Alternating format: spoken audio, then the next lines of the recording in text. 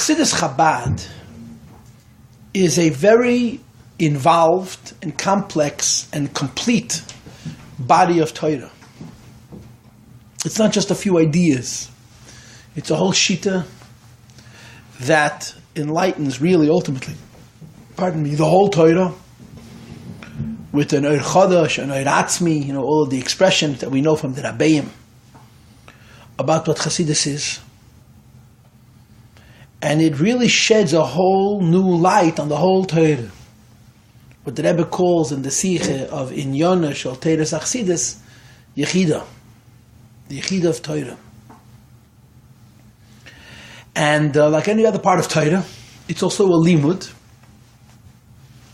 And in as much as it's a limud, in as much as it's an idea that you can study and understand intellectually and academically, it has sugyas, it has topics that can be studied one at a time. Moreover, in Chassidus, you frequently have one topic that you study one part of it at a time. Because oftentimes there's so many subtle differences and almost contradictions between one aspect of one thing and another aspect of that same thing, that Chassidus in one mimer will talk about one part, and another mimer will talk about the other part, and in a third mimer they'll try to resolve these different parts. And it's a Teira, Arucha v'Arucha, it's long and it's incredibly well organized and presented, and there's a Teira, Murcheves and Murveches. It's huge, and it's incredible. And of course, it's deep. One of the most important parts, one of the most important areas of discussion which you have in Chassidus Chabad is the sugya of Achdas Hashem. The discussion of the unity of God. And of course, when you learn the sugya of Achdas Hashem, the first thing that you discover is that Achdas Hashem does not mean that God is one. Big mistake. The idea that there is one God and not two gods is included in the mitzvah of Yediyas Hashem, the first mitzvah according to the Rambam, or Ha'amonas Holokus. And I like to translate the word Ha'amona not as faith, but from the word Iman. Ha'amona means focusing and becoming expert at knowing and understanding Elokus. That includes the idea that there's only one God and that He has no body and no body-like parts and so on. Achdus is a second mitzvah. Ha'amonas Holokus we learn from Aneicha Hashem Alekecha Asher Tisicha Meret Mitzrayim Beis Avodim, and Achdus Hashem, the Rambam learns from the pasuk Shema Yisrael Havaya Elokeinu Havaya Echad. What is Achdus Hashem? Achdus Hashem is that the world is one with Hashem. Achdus doesn't mean God is one. Achdus means there's nothing other than one. So Achdus Hashem includes me and you, the world, and the Eivish that are in a state of union, of unity, of unison, of unity. And there's a chiyuv on a yid to understand and to incorporate into his mind, into his heart, into his life, this absolute oneness between himself and the Eibishter, that there's no division, there's no separation in the Eibishter's Welt. Achdus Hashem. And when you study Chassidus about Achdus Hashem, you find there's so many discussions about Achdus Hashem, Chassidus, there's so many. You find that there are different shittas within Achdus Hashem itself. There's so many different parts to the discussion of Achdus Hashem that you have in Chassidus. For example, the Chassidic opinion about Hashgacha Pratis. The Chassidic opinion about what we call his Havas B'chol Rega, the constancy of creation. And then you have a series of psukim that explore Achdus Hashem, each one in its own way. For example, obviously, Shema Yisrael Hashem Elokeinu Hashem Echad is one. V'yadai ta'yim v'ashivei tzal vavecha ki avayu Elokim b'shemayim ima'al v'laretz b'tachas ein eid. Ata harei saladas ki avayu Elokim ein eid, and we add the word milvade. However, milvade is explained, whether milvade makes lower than ein eid or higher than ein eid, depends on who you ask and so on. And there are other psukim that also speak to the oneness between the Yid and HaKadosh Baruch Hu. So maramenecha marumi bareila.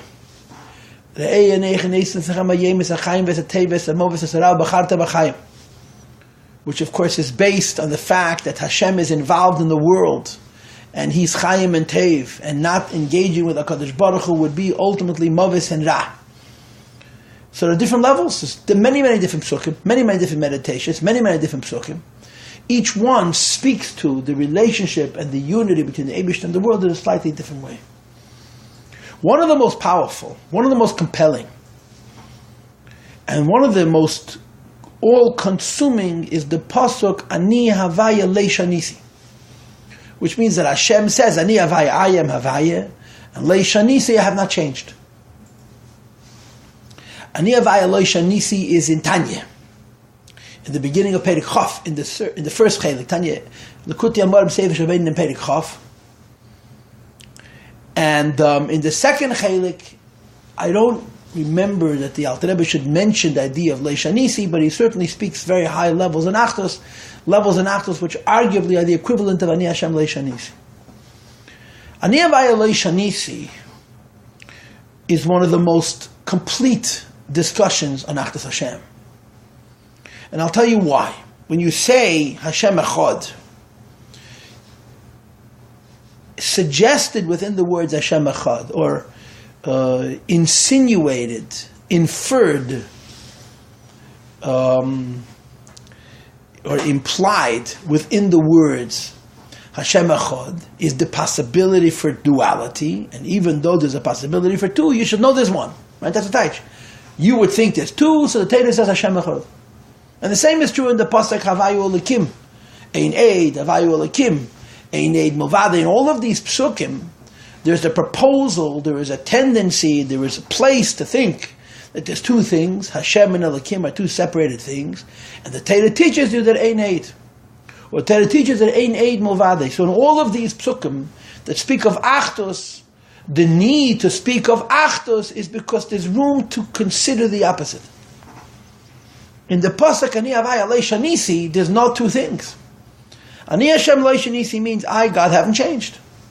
And of course, the way it's explained in Tanya and in the Maimorim, before Hashem created the world, before Hashem created anything, before Hashem thought about anything, all there was God. So the pasuk says, I haven't changed. Just like prior to the creation, there was only me and there was nothing else, it continues to be true that Leishanisi is nothing but me at all. So Ani Havaya Leishanisi, I guess in a certain aspect, is deeper than even Hashem Echad and Ein Eid and Ein Movade, because on those other psukim, the psukim themselves lend or lead or allow for a question about Achdus, and then you have to correct it. In Leishanisi, there's nothing about HaKadosh Baruch Hu. Now, this is not so simple, because we say Havaya. If you would say Ani Leishanisi, this would be absolutely true. But you say Ani Havaya Leishanisi. So the question becomes, what does Havaya mean?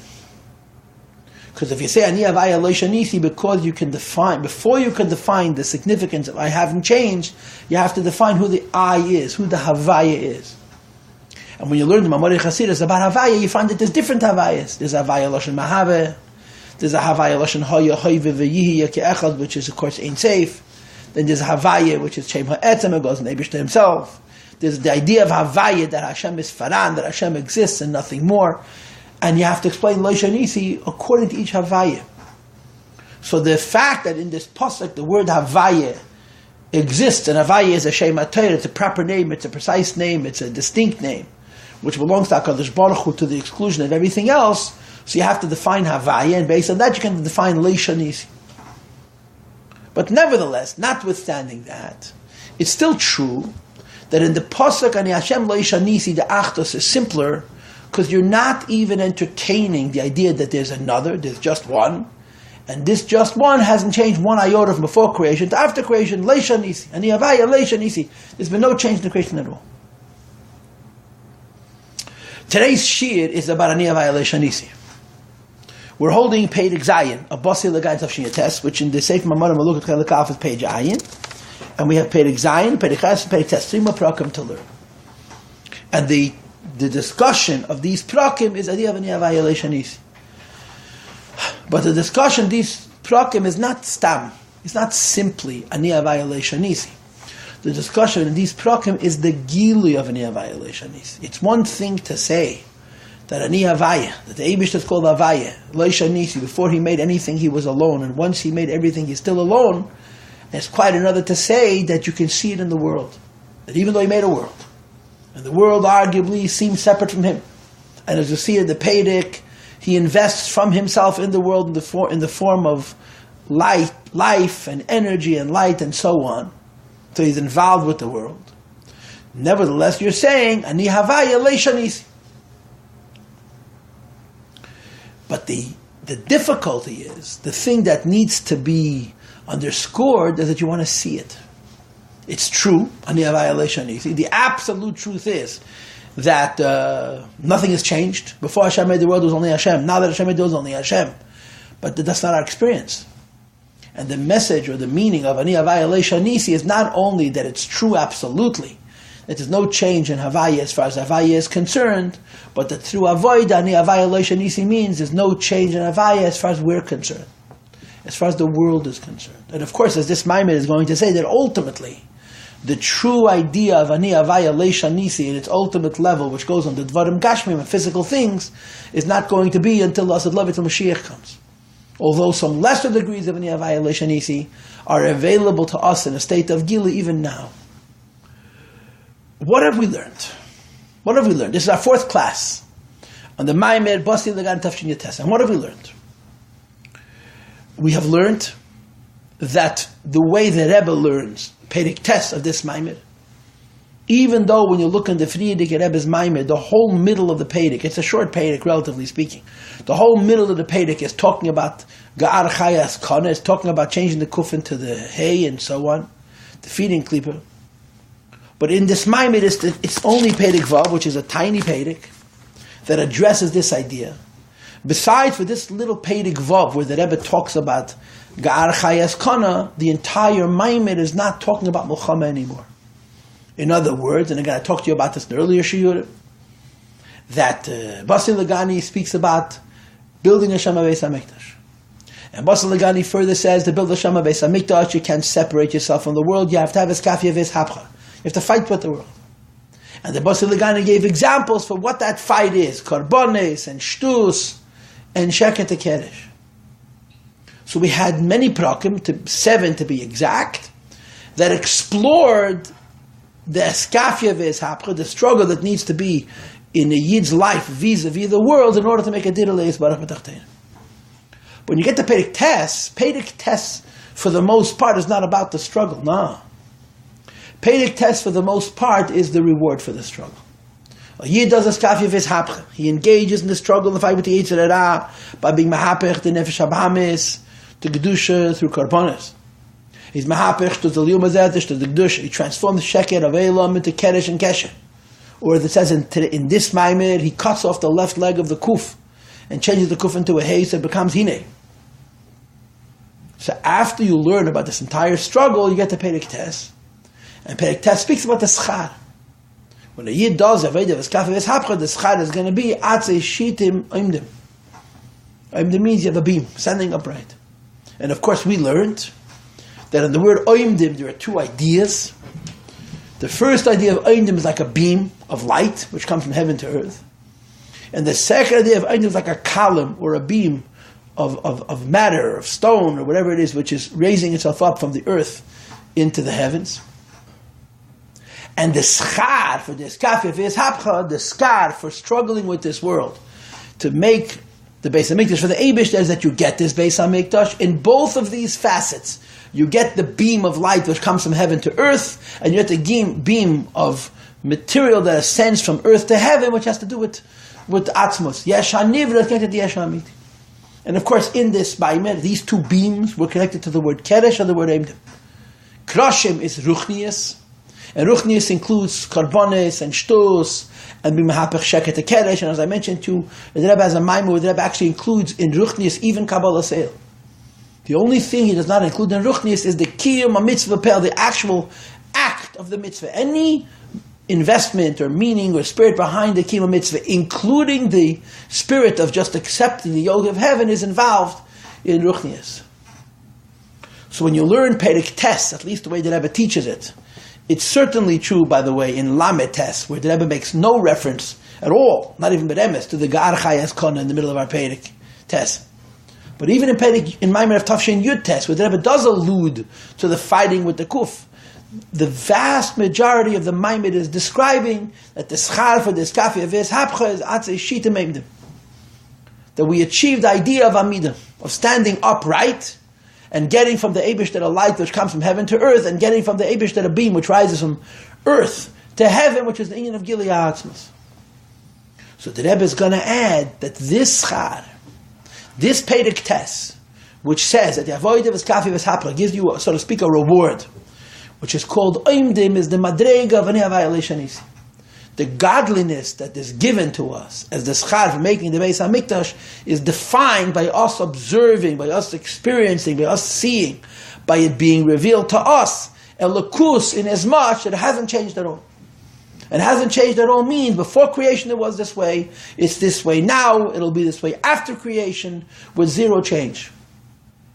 So the end of this Maimed is saying that the oimdim and the kroshim oimdim that we talked about before, which is the struggle to be a Yid and the kiyum mitzvahs of a Yid, which make a Yid a keli for kroshim and aiming from the beam of light and from the column which travels from earth to heaven, it amounts to, it adds up, the sachakol of it is ani havai leishanisi, that you have the Eibush in a way which is completely unchanging. Now the Rebbe mentioned that in order to experience in a revealed way the ani havai leishanisi, forgive me for using these words, it helps to have an opposition. It helps to have an enemy. He brings the pasuk of Madat Lahem Beis Tarasam from Siddur, that when you have an opponent, it brings the best things out of you. And this opponent helps squeeze out of us the avodah, which is going to usher in the kroshim eimdim. And what's the pshat kroshim eimdim? That we'll see in a revealed way, spiritually and physically, the inyan of ani havai leishanisi. So that's it. This is what this is going to be about. Okay? Just to quickly review. This Maimed, Perek Yutes, and Perek Tafshin Yutes, on Perek Tes, and certainly Perek Lamed Tes, which is also on this Perek Tes, place very little attention to the idea that Perek Tes discusses the Milchama with the Yetzer Hara. Discusses the Milchama with Gar Chayes Kana. It devotes, in the case of Tafshin Lamed Tes, its entirety. In the case of Tafshin Yutes, almost its entirety, to argue the idea of Kroshim Eimdim, that the schar for Avedas Hashem is a Gilui Elokus and a Madrega of Leishanisi. So just to repeat one more time, bear in mind that we're dealing with Kroshim Eimdim. The schar for this kafe v'eshapche is a beam of light. A ruchnistic beam of light represented by the word keresh, which is from heaven to earth. A physical beam of light, which really means a beam of light which comes from atzmos amhus, which is connected to the word oimdim. And both of these beams of light are revealed through the avodah v'skafia v'eshapcha and the Torah and mitzvahs that we perform. And the gilui is a gilui of leishanisi. How you see, kayachal, the Eibush that is above all kinds of change, eternity. Achtos, complete oneness with the world. So the Rebbe begins Perek Zayin and page Ayin, and he says, to explain the idea that through tests, through nisyonis, through hardships, through challenge, one reveals Kroshim Eimdim. And he reveals Kroshim Eimdim on a level of ani havai leishanisi, k'meishim havai, k'fei gedushas mora Tzemach Tzedek barucha, and the Tzemach Tzedek explains at length. As we know, in each of the Maimorim Basi Ligani, every single one of the Rabbeim is mentioned, beginning with the Baal Shem Tov and the Magid and the Alter Rebbe and the Mitzvah Rebbe, the Tzemach Tzedek, the Rebbe Maharash and the Rebbe Rashab. This is the Tzemach Tzedek. And he brings a Maimah from Pasha Shmeis. The Haftarah Pasha Shmeis is Al Apostle Haboyim Yashreish Yankiv Yotzi to Porach Yisrael. Haboyim is Yidna coming to Mitzrayim, and when Yidna coming to Mitzrayim, the Torah says Yashreish, they take root, they're planted, and then of course Yotzi to Porach, then they're going to grow. But the first thing is they have to be planted. So of course there's a number of different insights into the idea of Yashreish Yankiv, and one of them is that the performance of a mitzvah is called planting. And like I said, there's a number of different insights into the notion. And one of them is that you have to do a mitzvah in the right place, in the right time, in the right earth. one of the dogmas which is brought in Torah 8 is if a guy does a mitzvah, he accomplishes nothing. If a guy does a mitzvah, he accomplishes nothing. Why? It's not the right earth. It's not the right fertile ground. You have to have a yid to do a mitzvah. And that's the meaning of the pasuk, Yashresh Yankev. You have to plant a seed in the kind of earth which is fertile vis-a-vis tayag mitzvahs. In other words, goyim have 7 mitzvahs b'nei ne'er. And as Rebbe would so often say, they don't have only 7 mitzvahs. They have 7 mitzvahs leisaseh and a whole bunch of mitzvahs aseh, which are the life of the beneach as they manifest from the basic 7 mitzvahs leisaseh. So when a goy is makayim sheva mitzvahs, did who? So you could say that there's yashreish and yatzutzu parach. He's planting seeds in his fertile earth, and then something good grows. And we can debate whether this is true or not, but even there's that possibility. When it comes to the yag mitzvahs, a yid was given these mitzvahs, lahav lagoy wasn't. And therefore, if a goy does these mitzvahs, doesn't have the desired effect, he's not the right kind of fertile earth. Says the Rebbe Kmei, Bezriya Bagashmi is physical planting. You have to plant in the earth. Then will it sprout and grow. And of course, it's not enough to plant it in earth, it has to be planted in fertile earth. And he does a mitzvah, he's planting a seed. And the seed has to be planted in the right place. And what is the right place? For a mitzvah to have the effect that it must have. It should sprout and flower and grow. Says the Rebbe, which is what's going to happen when Mashiach comes. When Mashiach comes, you're going to see the full flowering, the full revelation of the effect of mitzvahs. As it said in the previous paragraph, in the previous paragraph, we talked about changing the word koneh to the word hine, and hine means revelation, and the revelation as represented by the word hine, and revelation as represented by the word zeh is going to be liyasad lave, but liyasad lave is not in a vacuum. Liyasad lave is based, and maseinu v'aveda seinu now. You have to plant the mitzvahs now in an earth which is fertile to receive these seeds and make them grow. And that's Oretz Gashmis, physical earth. In the Ruchnizdeka world, there are no mitzvahs. In the Ruchnizdeka world, there isn't an earth where you're going to plant the mitzvah that's going to grow, only down here.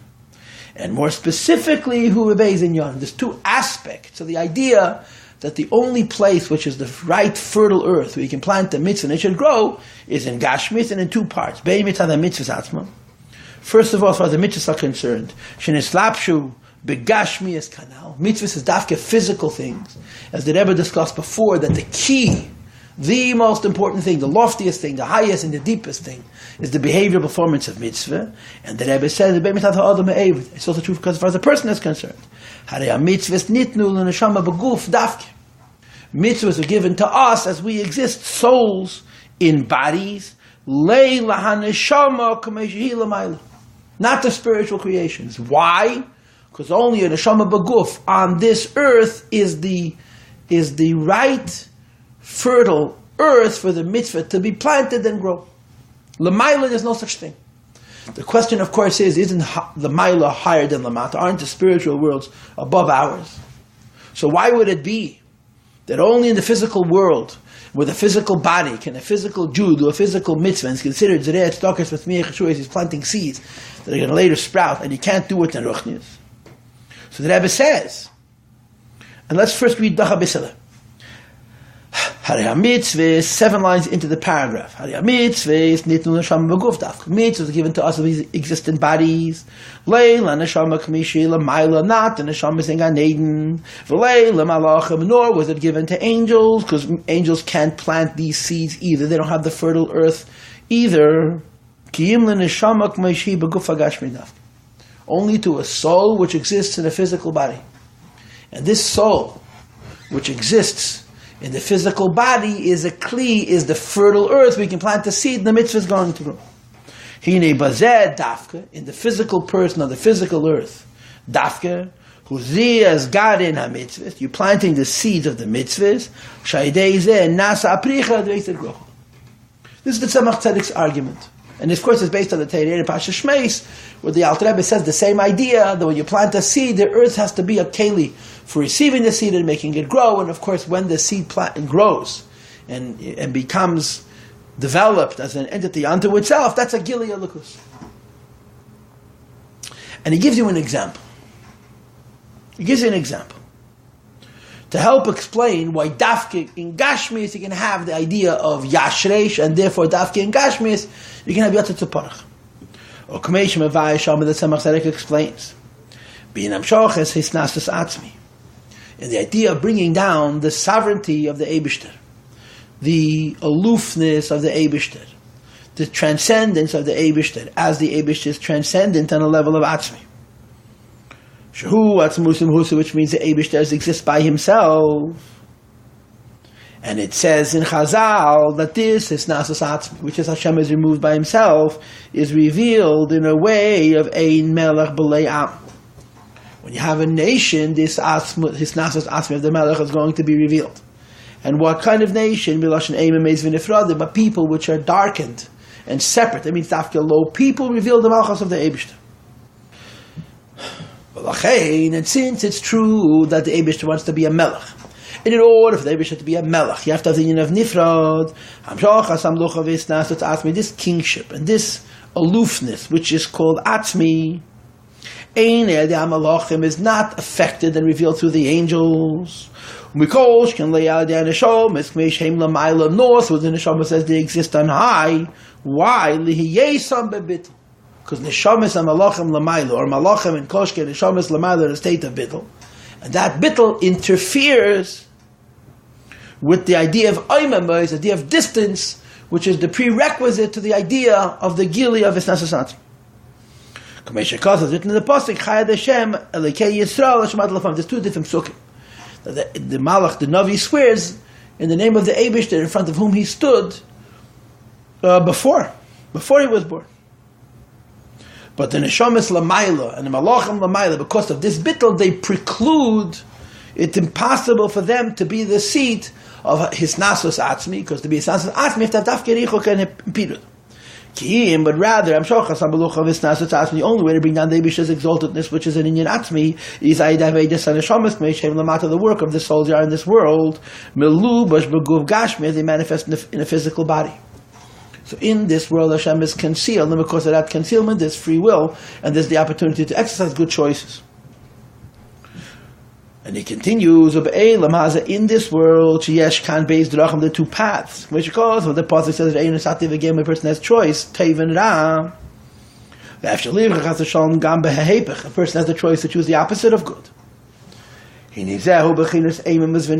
The possibility to choose evil is the indication of the degree of separation and distance between the world and Alakus Shal Yodam. Only in that environment, who his Galas Hamalucha Bisnasas Atzmi, can there be a revelation of the Eibishter's kingship on a level of Etzem. And the Rebbe says Shalamayla Makol Eretz Vagilim, which is above all lights and all revelations. So the Tzemach Tzedek explains that you can't just do a mitzvah anywhere. You have to do a mitzvah in the right earth, which is a physical person on the physical earth doing a physical mitzvah. And the Tzemach Tzedek compares it to the idea of his nasus. The Eibishter can only be a king of something which is much lower than himself. And the idea that Hashem could be a king over something which is much lower than himself is the requirement for the Eibishter to be a melech. And in that environment where the Eibishter is so much higher than the world which he has a relationship with, we say that he reveals himself, and he finishes the sentence by saying, Hashem is revealed in a way that there's no shanisa, there's no change whatsoever. Everybody knows what's written in the Shara Yichud V'Emunah. The Shara Yichud V'Emunah has a theme, has a topic, has a purpose, which is written in the Kaiseres, in the title, in the beginning of the Shara Yichud V'Emunah. Just like you have in Chelik Rishni, that Yusal Apostle Ki Kariv Elecha Davam Me'ed B'Ficha L'Vavcha L'Aseise L'Vad Heitiv Eichu Kariv Me'ed B'Derech Aruchu Ksara Be'ezer Hashem Yizbarech. The second Chelik of the Tanya also has a Kaiseres, as a a title that denotes and indicates what this is going to be about. And what does it say there? Lahavin ma'at miz'ir ma'shakosel b'zeir. We have to explain what's written a little bit in the Zeir. That Shema Yisrael Hashem Elokeinu Hashem Echad is called Yichudei Law, and Bar Hashem Kveinu Chosei Lenavod is called Yichudei Tato. This is what it says in the Zeir. Now, on the face of it, on the surface of it, what's the big deal? Shema Yisrael Hashem Elokeinu Echad is a higher Yichud. Bar Hashem Kveinu Chosei Lenavod is a lower Yichud. Who cares? Who does it bother? And of course, there's different answers to this question of what the Zohar is concerned with. Why it says that Shema Yisrael Yichudei Law and Bar Hashem with Yichudei Tato. The simple question is that if there is a higher Achdus, what place does a lower Achdus play? If there's a higher truth, then a lower truth is simply a falsehood. In the face of a greater emes, what place does a lesser emes have? So if Shema Yisrael Hashem Elokeinu Yichudei Law, what's the point of having Yichudei Tato? That's one of the ways of phrasing the question. But if that were the whole question, then you would say that it depends on the person. That a person on a higher level is holding by Yichudei Law, Shema Yisrael Hashem Elokeinu Hashem Echad. A person on a lower level is not holding by Yichudei Law, so he's holding by Yichudei Tato, Baruch Shein Kvet Mechosei Lenavod. That this was the reason you have a need for two Achdus. But when you learn Tanya, and you begin to read chapter 7, Perek Zayin, where the Alter Rebbe answers this question, of Lahav and Ma'at Mazer Mashakosa Bezer. The Shema Yisrael is Yichudei Law and Baruch Shein Kvet Mechosei Lenavod Yichudei Tato. You learn something very interesting. What do you learn? You learn that the reason the Zohar speaks both of a Yichudei Law and Yichudei Tato isn't only because there are some people who can't relate to the Yichudei Law, and they therefore have no choice but to relate to Yichudei Tato, but rather that the Eibishter wants a Yichudei Tato. It is necessary for Hashem to have a Yichudei Tato. Or in other words, a Yid who's holding on the Madrega of Yichudei Law, so to speak, if he's that one with HaKadosh Baruch Hu, that is in a state of Yichudei Law, he has to go away from Yichudei Law, to go down to the lower level of Yichudei Tato, because the Eibishter needs Yichudei Tato. You know, there's a cute little story. It's not a cute story at all, but it's a story that on one level will make this point. There's a sipur that Tzemach Tzedek and Rebbe Maharash. The Tzemach Tzedek at the end of his life was very, very ill. Last few years, Tzemach Tzedek was very, very ill. Incredibly ill. And there were a group of Yungalite, a group of Hasidim in Lubavitch, who were complaining about the fact that the Rebbe's illness was resulting in a drought, in a Helam V'Hester. There were no Maimorim, there were no Fabrenganish, and there probably wasn't even Yechidus. And they were lamenting the fact that it used to be, there was so much happening in Lubavitch. Now the Rebbe is nid gesund, the Rebbe can't walk, the Rebbe can't gain, and therefore Hasidus has been stifled, if you will. Reb Hillel was a big chassid, big makusher. He was also a gvaldik Baal Madrega. Reb Hillel was a tzaddik. And Reb Hillel couldn't stomach this. He just couldn't stomach that Chassidim are talking about the Rebbe can't gain. Even though it was true. So Rebbe Maharash walked into the Tzemach Tzedek's room, and he looked at him as the Tzemach Tzedek was sitting and learning.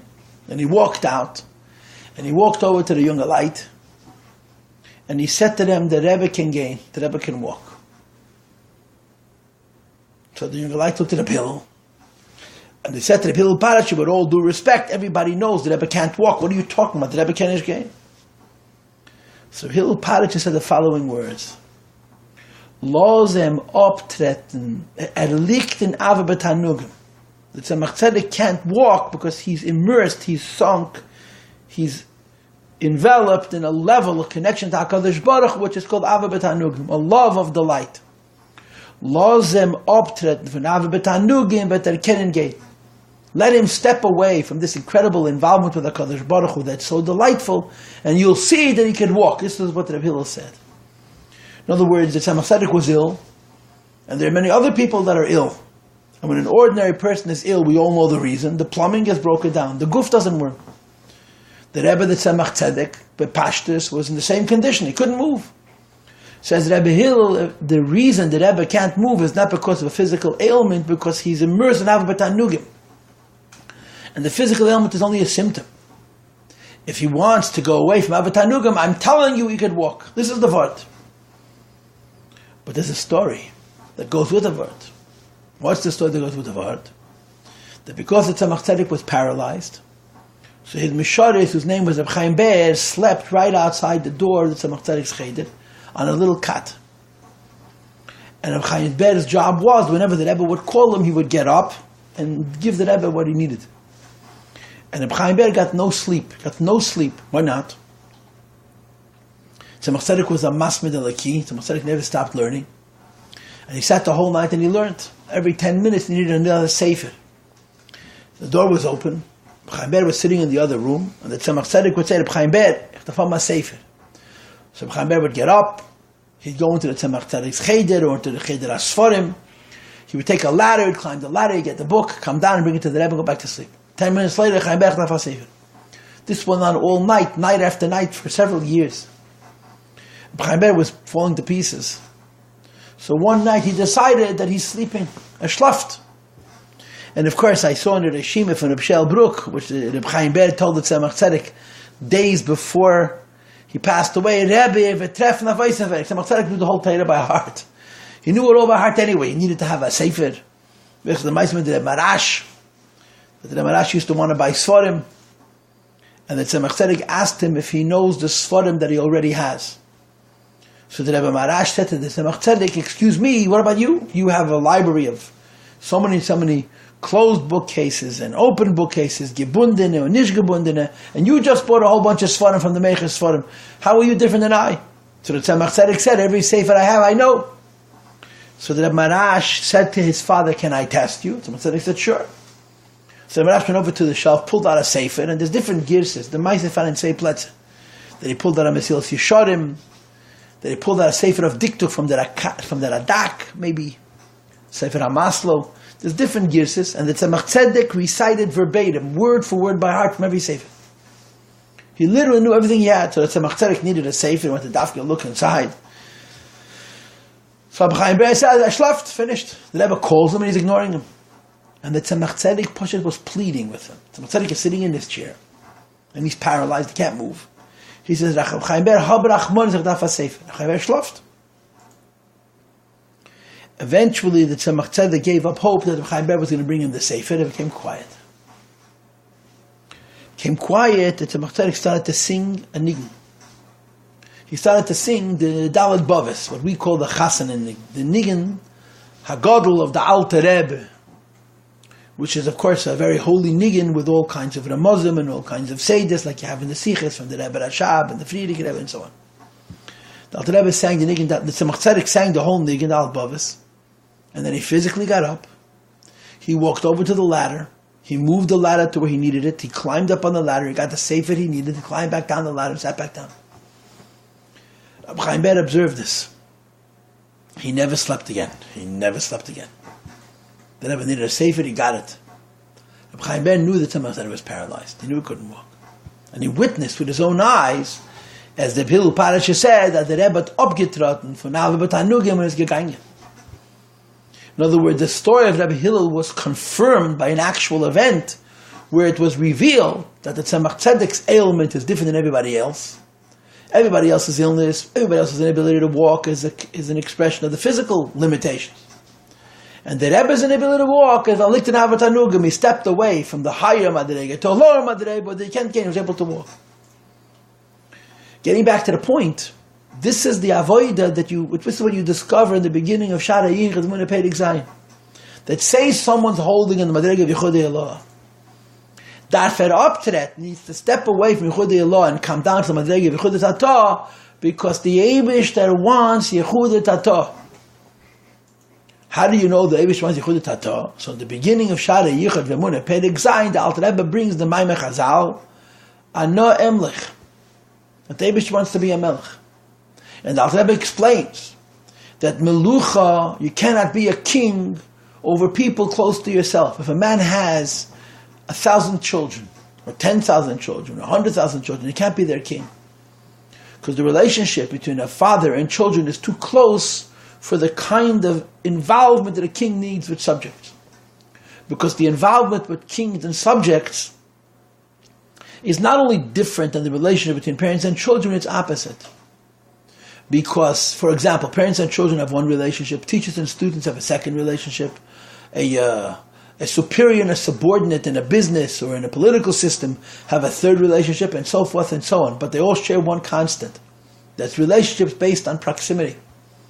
Children are close to parents, teachers and students are close to teachers, and subordinates are close to superiors in a business or in politics. The relationship between a king and his subject is based on distance. That the very nature of the connection between a king and the people with whom the king is involved is richuk, is remoteness, is distance, is far awayness, so to speak. So there's nothing close about the connection between the king and subjects. And the expression that's used, it says in Rishonim ein melech b'lo yam. You can't have a king without subjects.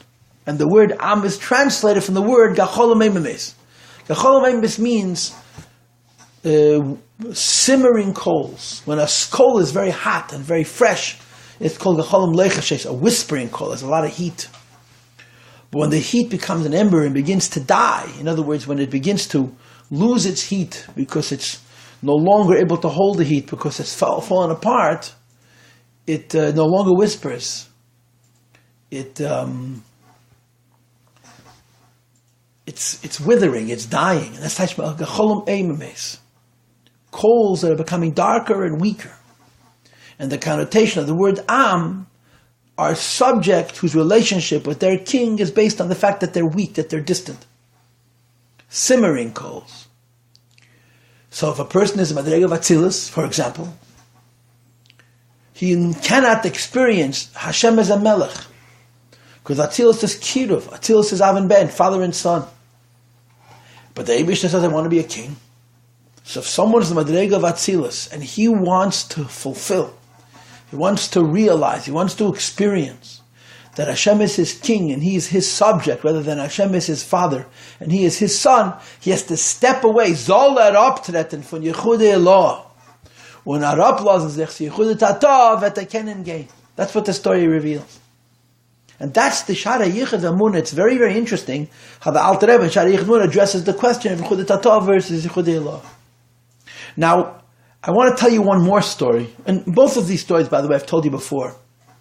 And this second story is the further confirmation of this, the way I explained Shara Yichud Amun Perek Zayin in the beginning, using the first story.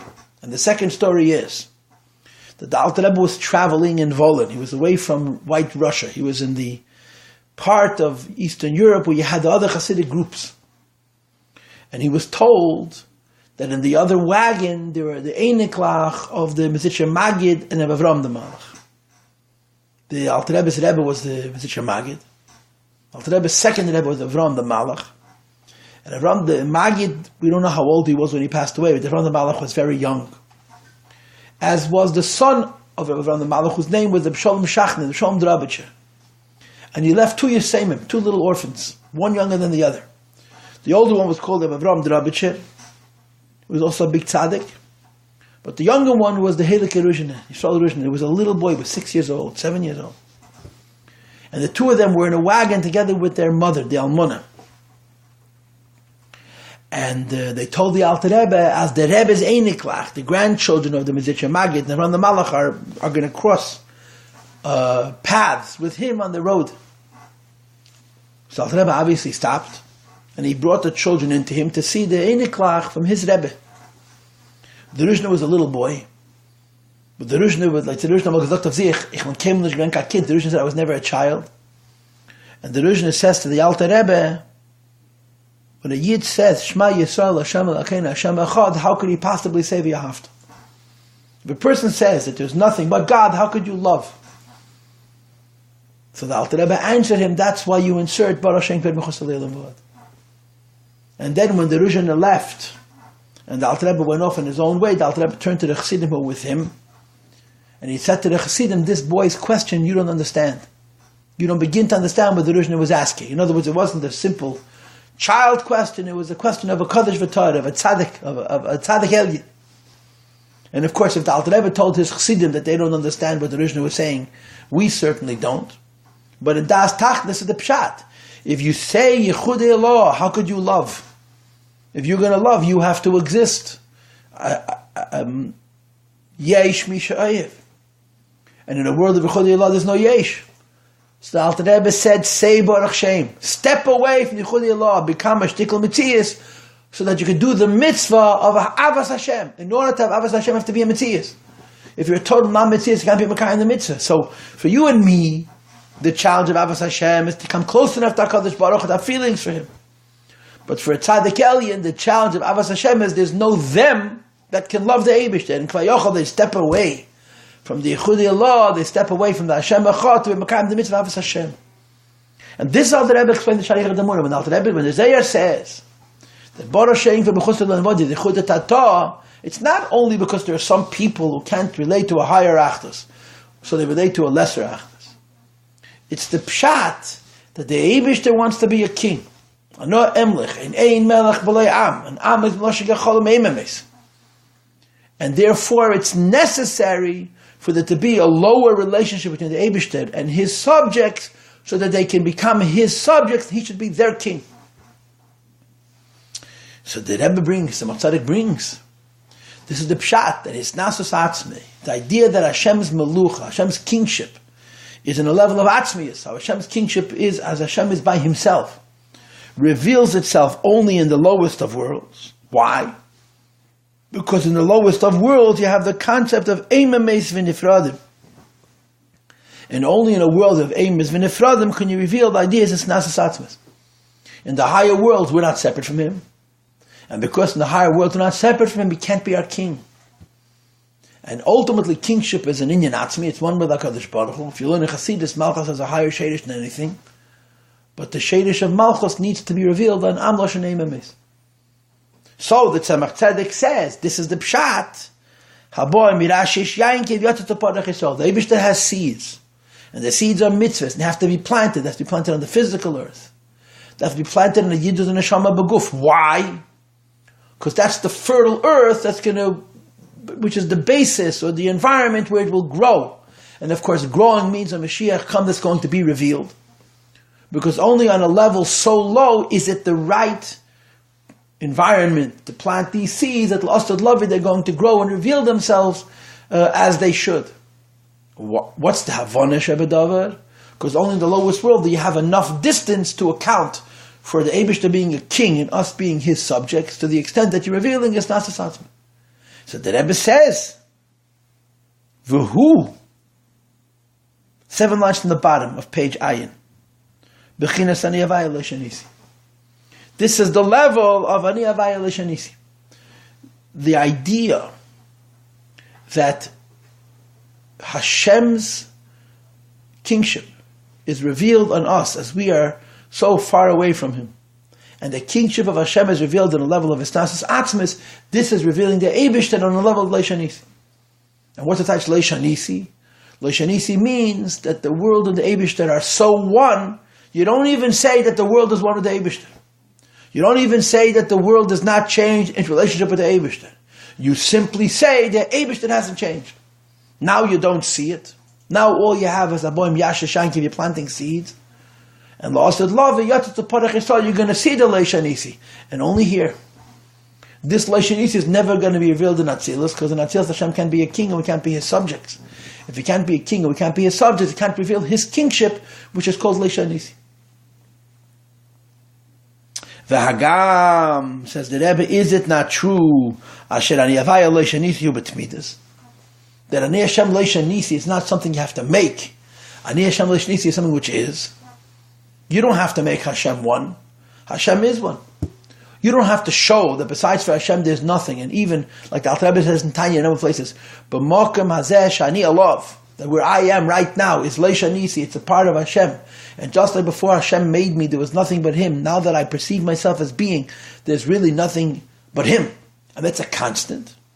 So the Rebbe says, Shezehu, Sharezehu Amitis. And this is the truth. The pshat is that it should be revealed, and revealed vividly to us, that we should experience Achdus Hashem. Right? Like you have in Likutei Amarim, Perek Lamed Vav. When the Alter Rebbe talks about Lasses Leis Barach Dire B'Tachteinim, the Alter Rebbe asked a simple question that Klapi Mile is no Eliyah B'Tachten. The Rabbi Eibishter is no high and there's no low. How could you make the idea of Dire B'Tachteinim? And the Alter Rebbe says that Dire B'Tachteinim means in our perception, in our point of view. Similarly, Ani Avaya Lo Shenisi may be a fact. It may be true that the Eibishter is everything, and the Eibishter is everywhere, and he's everything and everywhere in a kind of way where you say nothing changed at all. From Kedesh and Nivrei B'La'achash Nivrei, but it's not B'Gilui, and it's not B'Mochesh. And La'asad Lavi it's going to be, and that's the Yotzei to Porach Yisrael. Hine, K'beshikasav, Hine V'Gemer Zeh, that when Mashiach comes, Alma V'Yemahu, Hine L'keinu Zeh, like the whole arichas which you have in Chassidus, that you're going to see with your eyes Elokus, and you're going to see with your eyes Elokus on a level of Leishanish. Kol echad ve'echad mare be'etzboi, about to point with our finger. Hini agilui b'muchash, seeing this vividly, yihi yeli asid, is going to be revealed when Mashiach comes, dafke. It's through the service we do down here now. Begashmi is dafka in the physical world. So the Tzemach Tzedek uses the pasuk Aboim Yashish Yanki, what's the Parach Yisrael, to explain Ano Emlech, that the kingship, which is an Inyan Atzmi, can only be revealed in the lowest worlds. And our Rebbe takes this discussion and uses it to explain how only in the physical world, down here in the physical world, can you have the union of Kroshim Eimdim. The Gila of Niavai allusion has to be down here in the physical world, because only down here in the physical world is it the fertile earth, is the right environment for the Gila of Niavai allusion. And then the Rebbe continues. Let's explain further this point. And of course, what is the point? The point is that only here in the Gashmizdika world will you be able to reveal Kroshim Eimdim, both the Ruchnis de Ka'amud Mulmaila Lamata and the Gashmis de Ka'amud Mulmata Lamaila, to the extent that you're seeing the Eibishter on a level in Evaya Leisha Nisi. So the Rebbe says, Kamesha Kosov Kvei Kedushas Admor Maharash. Now he brings a Teireh from the Rebbe Maharash. And this Teireh from the Rebbe Maharash is also, in a different way, going to present the same kind of an argument. That only in the lowest level is there revelation of Atmos Amhus. And of course, in the language of our Maimed, only in the lowest level is there going to be a revelation of Atmos Amhus on the level of Leishanisi. That the absolute truth will be totally revealed. So that Tzemach Tzedek used the Pasuk Aboim Yash Teshanki Yetz the Parach Yisrael to make his point. And the Rebbe Maharash is going to use the Pasuk V'avas Elam Ahaftich Al Kein Mishachtich Chosed. The beginning of the Pasuk is Baruch Havaya Nidali. We see the Eibishter from far away. And then it says, V'avas Elam Ahaftich. Hashem loves us, a love which is called Elam. Al Kein Mishachtich Chosed. Therefore the Eibishter gives us a kindness. So the simple taich Avas Elam is Hashem loves us on a worldly level. Right? If you learn Tanya, you know, Perek Mem Gimel, chapter 43, there's something called Avas Elam, and there's something called Avarabba. What's the difference between Avas Elam and Avarabba? The difference between Avas Elam and Avarabba is Avas Elam is a love that comes from the mind. You meditate, you learn, you understand Hashem, and therefore you experience love for Him. But if you're meditating and you're learning and understanding Hashem, you're never meditating and learning and understanding Hashem Himself. That you can't see. You're meditating and learning and understanding Hashem's world, Hashem's action, Hashem's creation. And Hashem's creation is evidence of what He is. So Avas Elam means I love Hashem through analyzing the world. So when you say I love Hashem through analyzing the world, there's two parts. Number one, I love Hashem through analyzing the world. And number two, my love is based on an analysis, on His abundance, which is Seich. So that love is limited. Any love which comes from the mind is limited by the mind's capacity to understand. But then there's Avarabba, an infinite love. And Avarabba doesn't come from the mind, it comes from the neshama. And the way you would do His abundance to bring to Avarabba, you wouldn't analyze what the world is. You would analyze what the world is not. After you understand what the world is, you would then analyze how Hashem is more than that. Which of course you can only understand with derech yediyas hashlila indirectly. and you develop an infinite love, because that infinite love is not based on the meditation. That infinite love is revealed from the neshama. So all over Hasidus, Avas Olam is the lower level, Avas Zuta, and Avad Rabba is the higher level. The problem is that Rebbe Maharash brings that Avas Olam is higher than Avad Rabba. And that's the basis for this conversation. How could you say that Avas Olam is higher than Avad Rabba? Everybody knows that Avad Rabba is higher than Avas Olam. And he's going to explain that there's an Avas Olam, which is higher than Avad Rabba, but the Avas Olam, which is higher than Avad Rabba, continues to be connected to Olam. It's a higher level, and has nothing to do with Olam. It's a higher level than Avad Rabba, and yet it's an Olam Dikei love, as you'll see in Mitzvah Hashem as we proceed. So let's read. The Yisrael Metanas V'Aliyah says in Medrash, Asher Avas HaKadosh Baruch Hu Yisrael, Hashem loves us. Shema Tema, you may think, She Avas Shal Shalosh Shanim, it's a love of 3 years. Or Shal Eser Shanim, or a love for 10 years. Or Shal Meya Shanim, a love for 100 years. In other words, Hashem loves us, but eventually He's going to lose interest. And frankly, if the Eibush was meant to lose interest, He would have lost interest a long time ago. And clearly He hasn't lost interest. So Haraya, you and I are sitting here and having this conversation. So the Medrash says, do not view Hashem's love with the Jewish people as contained by time. Eine Kain, that's not case. Ki im Avas Olam haftich. Top of page Ayin Aleph. The love that HaKadosh Baruch Hu has for us is infinite. Olam. Forever. No limit. Bligvul. But the word that denotes forever is Olam. And the problem is, Olam means world. And world means limitation. And forever is the opposite of that. The Rebbe Maharash explains in the Hemshech Mayim Rabbim that Olam is Lashon Nitzchias, the word Olam denotes something which is eternal. V'zeu Avas Olam, a love which has to do with Olam, doesn't mean a worldly love and a love based on reason, but rather Ava Nitzchas, an eternal love, an immortal love, an endless love. So of course the question becomes immediately, we know that Avas Olam is lower than Avad Rabba. Here there's a suggestion to the contrary. So the Rebbe doesn't ask the question, he just immediately gives the answer.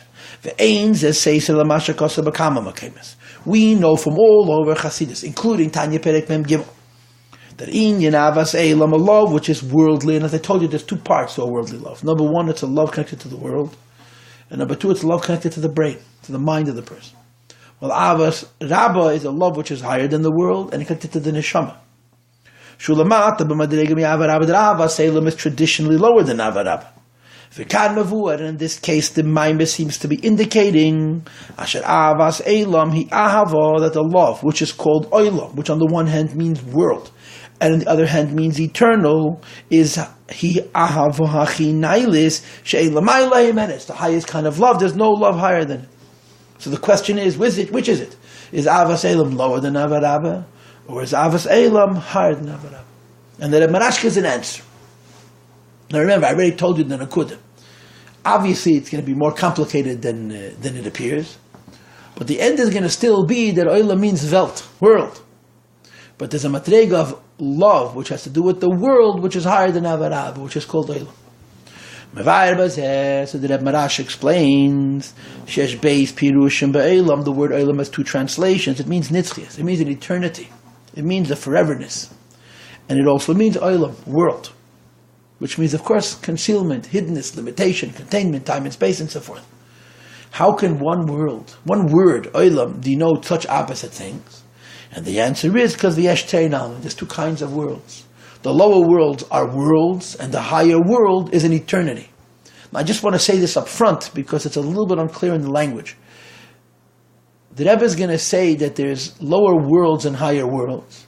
The lower worlds conform to the translation of the word Olam, meaning concealment, Helam. And the higher worlds conform to the higher translation of Olam, which means eternity. But as the Maimah develops, you're going to see that the higher world, which is associated with Olam, which means eternity, is higher even than Sevav Kalalman. Not it's higher than Mamala Kalalman, it's higher than Sevav Kalalman, which means it's a concept of a world which is really totally above the whole phenomena of worldliness. And let's read inside. V'yesh trein almin, there's 2 kinds of worlds. It says in the pasuk, Baruch Hashem Elokei Yisrael min ha'elam v'ad ha'elam. That Hashem, Baruch Havaya, we bring down Shem Havaya, we bless Shem Havaya, who's the God of Israel, min ha'elam v'ad ha'elam, from one world to another. This pasuk is cited often to discuss amongst other things, the malachim and their tefillas, that they bring godliness from a higher world to a lower world. Now, in the words, min ha'elam ad ha'elam, have only two worlds. But Chassidus explained that there's really innumerable worlds. And min ha'elam ad ha'elam is a symbol for the most extreme disparity between the highest and lowest worlds. But it includes much. We know that there's an infinite number of worlds. There's an infinite number of worlds. Basically, generally, they're going to basic categories. Alma Desgalia, revealed worlds, or worlds that are revealed as a world. Or Alma Descasia, and concealed worlds, which means worlds which are not non-worlds. And again, I'm repeating, in this context, Alma Descasia is not Elam Abriya. Alma Descasi is not even Elam or Atzilas, and you'll see later, Alma Descasi is not even Kesed. Alma Descasi here is higher than Seviv Kalam. But basically, it's two Elames. Elames that are in the category of Olam, either Mamali or Seviv. Bria, Atzilos, and Ein Seviv. And Alma Desgalia is above all of this. The Alma Desgalia, the world which you see as a world, which is revealed to you as a Helam Behested, Hu B'mida, Gvul, B'tzimtzum B'yes. It's measured, it's limited, and it's contained. When the love comes from the contemplation, in the light, which is measured and limited in the world, says the Rebbe, on a basic level, it means only and one is contemplating, not Hashem, but one is contemplating the investment of Hashem in the world on a level that the world is a kli for it, which is called Mamalik Alam. So you're not thinking about Hashem, you're thinking about life, world. It says, when you do a meditation, you do a contemplation, and the Chayes Eliki, which is limited in its relationship with the world, and this brings you to love, Hine. Since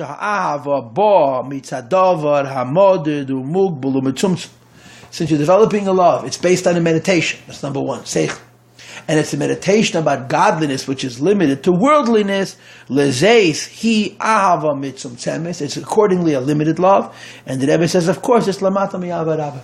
It's lower than Avad Rabba. Avad Rabba means an infinite love. And again, Avad Rabba is infinite for two reasons. Number one, it's not based on his bonus in world. It's based on his bonus in the Eibishter, which is an indirect his bonus, shlila. And number two, it's not a love that comes from the mind. It's love that comes from the neshama. But Avas Elam, when one contemplates the Chayes Eliki in the world using his mind, and he's using his mind to analyze godliness in the level of worldliness, that's a limited love. Mashenkin Alma Diskas. And again, soon you're going to see that this includes Seviv Kalamenos.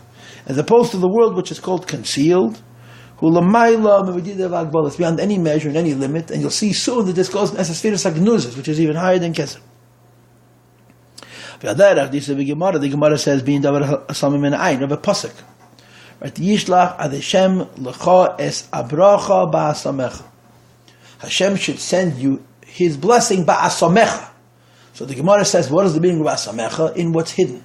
And the Chazal say, Rashi brings it in Chumash also, eina bracha sheira al b'davar samim in ayin.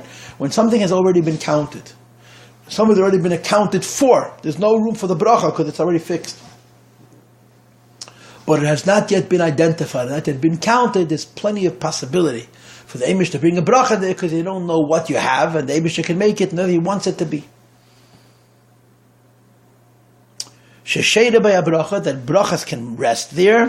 Hayno she'ein ba'agbos, that it has no limits. Says the Rebbe, v'hu yin avaseilem eloshen nitchias.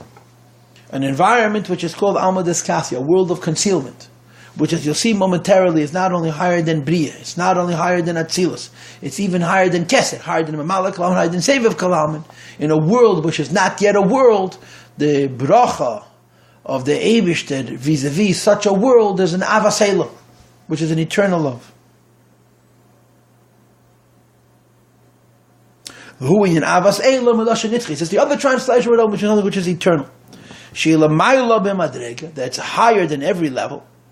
It's above a love which has to do with worldliness in the madrega of Mamala Kalam, which goes on Bria and Atzilus. There's a level of Alakus called Sevev Kalam, which means hidden from Alman. And if Chassidus, of course, points out that Sevev Kalam has a last name. Sevev kol almin, indirect, hidden from world, which means there's an indirect relationship with the world. And Avas Elam is even higher than that. And he explains it, that when it says in the Medrash that there is an Ava of Shalish Shanim, an Ava of Eseh Shanim, an Ava of Meya Shanim, this goes on Hishtalshus. This is how it spells itself out. The Zelwinyan Ava Shal Shalish Shanim, Eseh Shanim, or Meya Shanim. 3 years. This is the Tan of Eliyahu, which we had in the bottom of the previous page. That Hashem's love for us is not 3 years, 10 years, or 100 years. And he explains it at Pikabala. There's limited life from God. In the lowest worlds of Briyatzir and Asiya, who inyan Sholei Shanim is the notion of 3 years, because there's 3 worlds.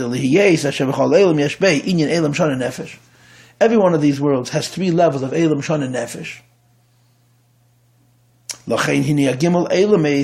So each of these 3 worlds is the Madrega of B'Shem Sholei Shanim. Oshan, Elam, Shon, and Nefesh in each world. Zman, Mokum, and Ruchnias. So Elam is B'Yah is represented by the number 3. A love of 10 years in Kabbalistic language goes on the 10 Sfiris of Atzilus.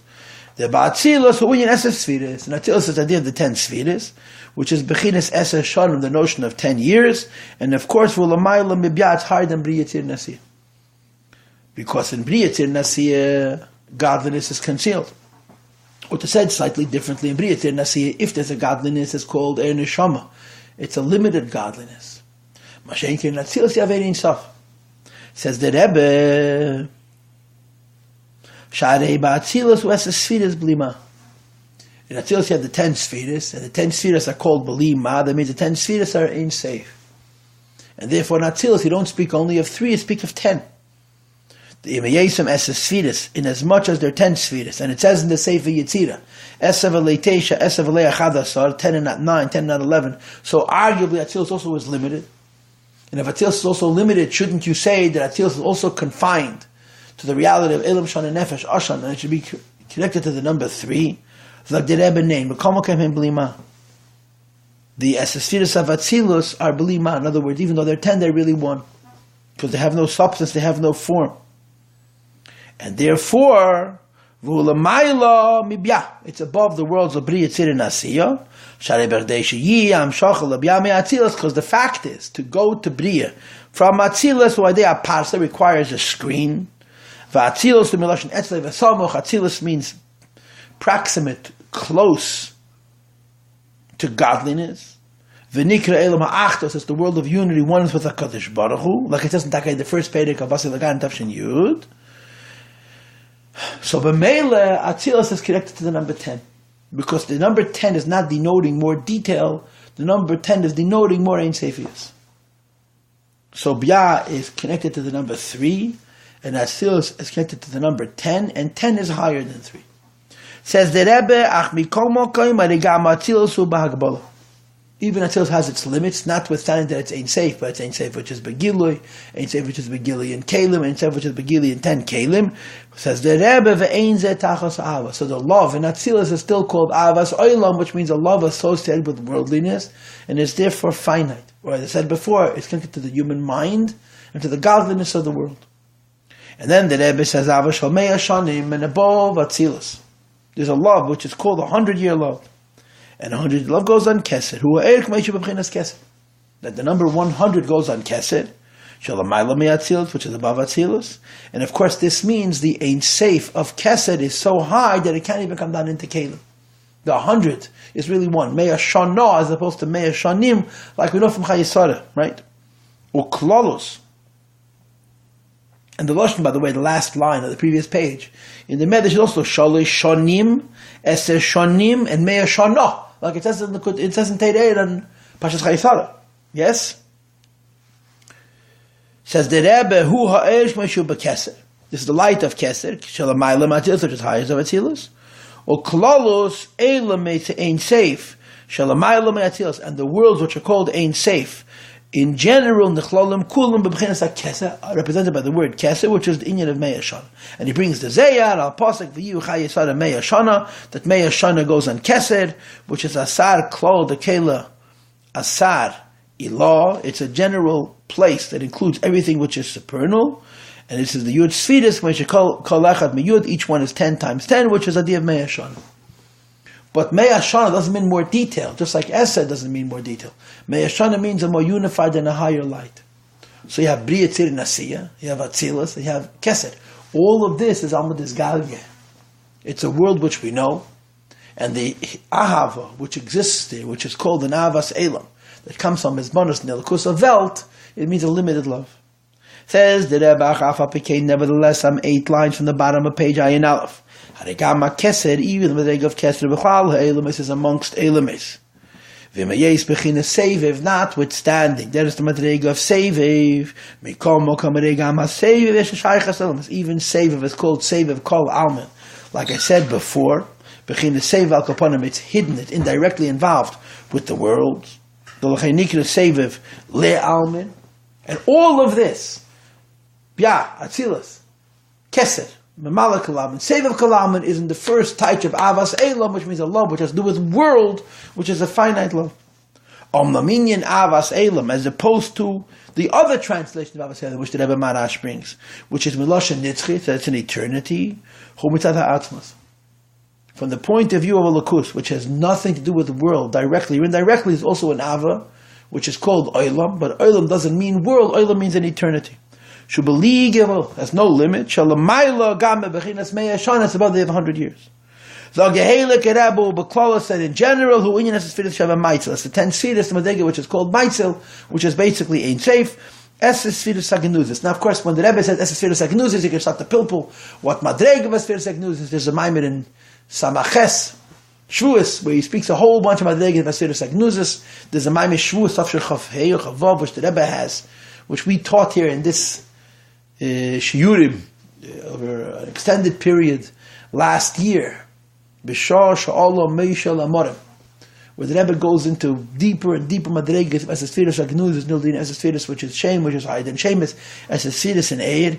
The Rebbe says this is Elam Lashon Nitzchis. This is godliness that has nothing to do with worldliness. Says the Rebbe Milashon Nitzchis, who b'tzad ha'atzmos, who b'chidus b'li gevos, okay.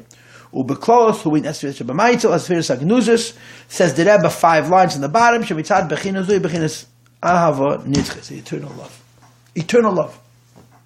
So, there's Avas Elam, which means if you're relating to Hashem through the world, the love is finite. There's Ava Rabba, which means when you're relating to Hashem higher than the world, the love is infinite.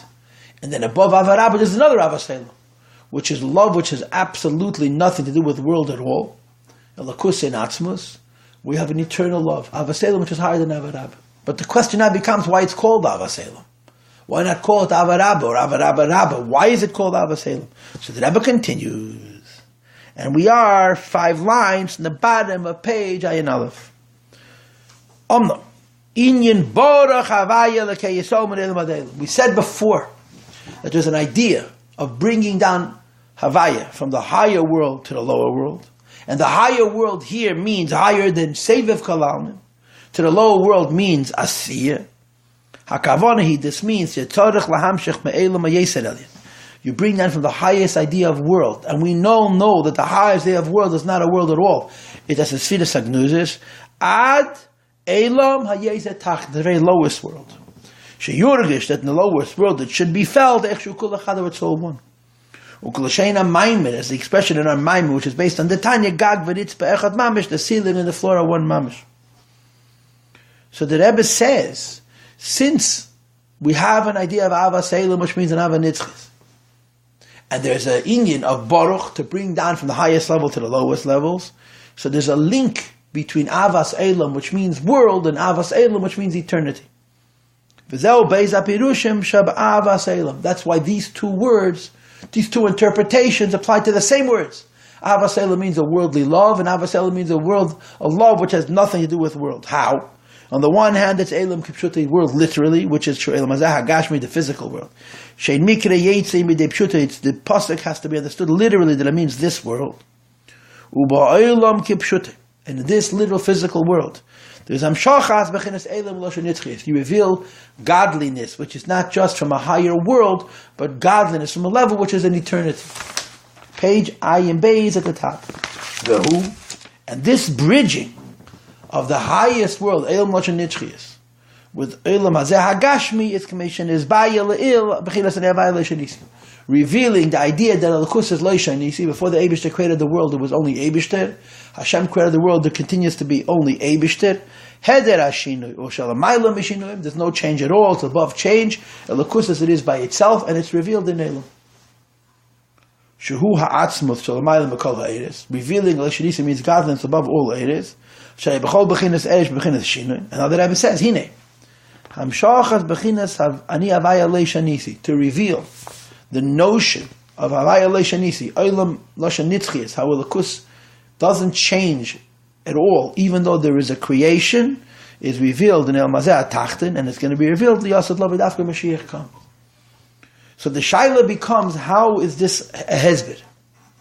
Because the whole point is to explain that not only is Avas Elam Loshan Nitzchias coming down also into the lowest world, but you want to explain how Avas Elam Loshan Nitzchias is coming down dafke into the lowest world. That's the whole premise, right? The whole premise of this Maimed is that the highest Medeg of Elokus can only reveal itself on the lowest levels, as the idea of Malchus and Remus, which Tzemach Tzedek brought, and like the ideas that we had in the first half of the earlier Shiyurim on this Maimed, from Yesh HaNivra and Yesh HaAmiti, and the whole thing about Oir Mayim Rakia, that only in the lowest level can reveal the highest Inyan. Somehow what the Rebbe Maharash is saying is also the same thing. Baruch Havayim and Elam ad Elam is not even from the highest world to the lowest world, but dafke from the highest world to the lowest world, and I'm not sure how, but the Pashtus is because the Alter Rebbe says the Loshan Elam Kipshutei. Only this world is an actual literal Elam. But you have to say this is the pshat, otherwise you don't understand why he brings the Rebbe Maharash. You have to say the pshat is that it's not also nimshach in Elam Hazeh, but Elam Loshan Nitzchias nimshach dafke in Elam Hazeh. I'm going to leave it for now. We're going to do a Mitzvah Hashem one more shir, and we'll learn Perek Ches and Perek Tes. And if I have more clarity about how to understand what we just learned from the Rebbe Maharash, I'll mention the Mitzvah Hashem in the beginning of the next shir.